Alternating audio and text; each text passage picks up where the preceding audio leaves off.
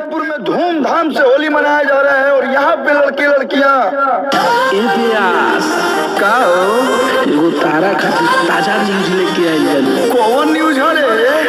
एहिजे बता दी कि चलब चल चल चल ए भैया कैमरावा अरे छोड़ चल आईफोन बा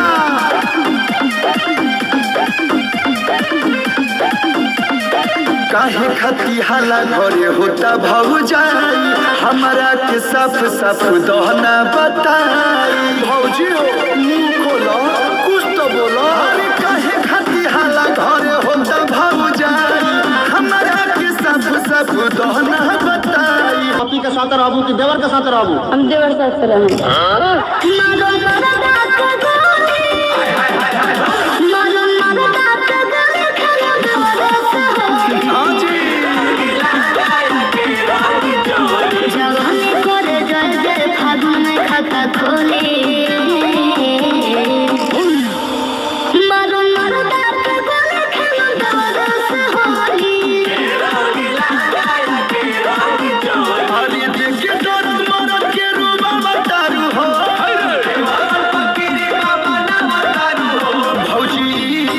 फगुआ खेलावा तारू हो